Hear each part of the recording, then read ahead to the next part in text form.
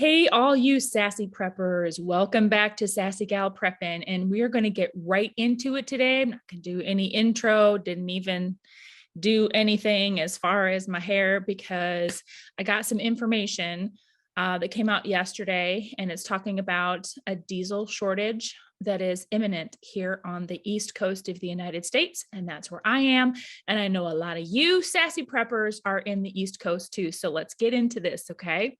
All right, you guys, here is the article from Zero Hedge. Major trucking firms prepare for imminent diesel shortage in eastern half of the United States. Loves and Pilot warning about imminent diesel shortages in the eastern half of the United States. Founder and CEO of Freight Waves, that's Craig Fuller, he said that 3 very large fleets are preparing for diesel pumps at fuel stations to run dry. Drivers of these fleets received notifications about fuel shortages that could materialize in the coming weeks across the Mid-Atlantic and Northeast regions.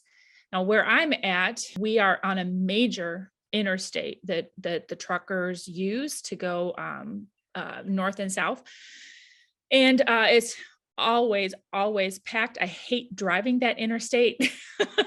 And so do my kids. That's why they haven't really gotten their driver's licenses yet, because they're too scared to drive on that particular interstate. So, all right, this tweet says, we've confirmed with a large number of fleets that they are hearing consistent messages from the truck stops. The message says, attention to all drivers. Hearing from Loves that they expect diesel shortages to hit some of their eastern U.S. stores in the coming week. Georgia, Carolinas, Maryland, Pennsylvania were the specific areas that could be impacted. We heard as many of 25% of their retail locations could see shortages in the east.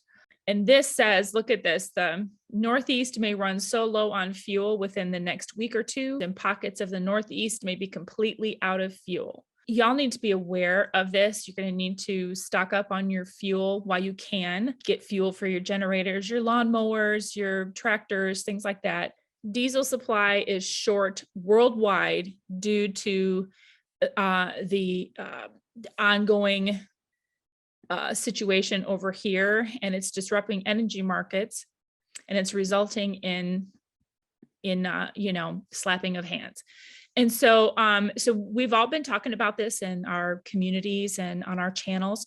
The writing has been on the wall. It's been developing. We've been expecting that this would happen. And so now's the time. You know, when you've been expecting something, you've been preparing for it, and all of a sudden it's time that you actually have to start doing that. It can be a little overwhelming. Because you're actually facing the thing that you've been preparing for.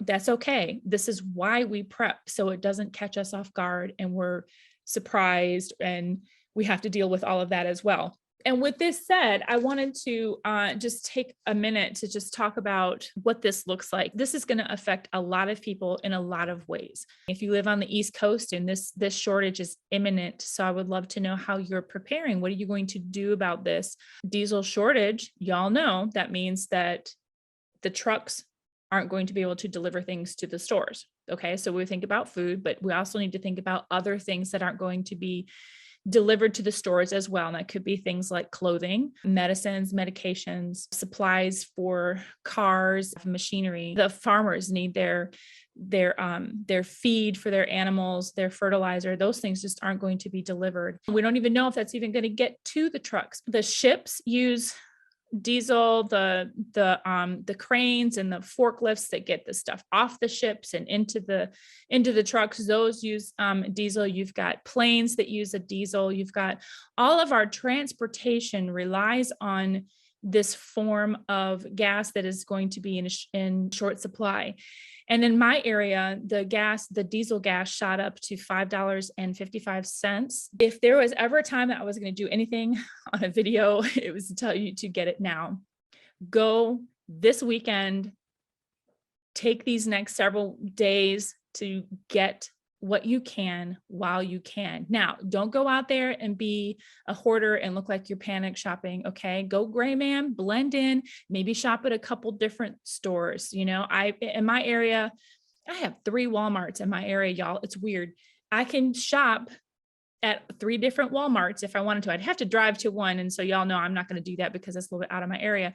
But, you know, I can get some of my stuff at Walmart. I can get a lot of stuff at my discount store, Sharp Shopper. I can go to the Dollar Tree and get some things. There's still some things that you can buy at Dollar Tree that are still worth $1.25 is still a good deal. So now is the time, start going over your preps, finding out where you need to fill in the gaps, do it, get your stock, stack it up, you know, spend the next time making sure that you've got everything canned up, jarred up, Mylar bagged up, right? And stored away to make sure you've got long-term food storage available. So here are some things to help you get started if you're not if you're just kind of getting into this, or if, you know, you're telling yourself, okay, well, I really need to step it up. Now's the time to step it up. And you haven't done that, you need to do it. And one of the first things that you can do is to prep your dollar stores. And you're going to want to look for calories. You want to prep your calories. That's fats, proteins, and carbs. Okay. And you want to prep for a shelf life. And so your shelf stable foods are going to be things that are canned up.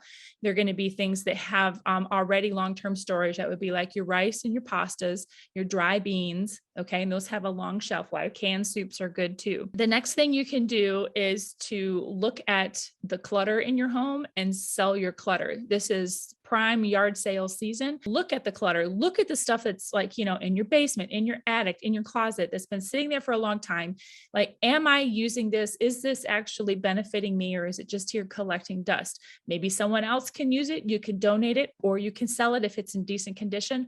Otherwise, get it out, make room for more preps. Okay. You know, get that corner of your closet out, and then you can put some totes in there, or just start stacking some things. This is an investment. You'll use that money and invest it in your prepping. Okay. Maybe that'll be enough money to buy a tote that you can put some of that stuff that's in a Mylar bag in. Okay. Something else that you're going to want to do is you're going to want to start reading. And that means you're going to be reading books, blogs, magazines on what the Great Depression was like. You want to find things about how-tos, like how to do this, how to get a garden going, how to garden on the cheap, where to get this, where to do that, how to do this. These are the things that you're going to want to be reading.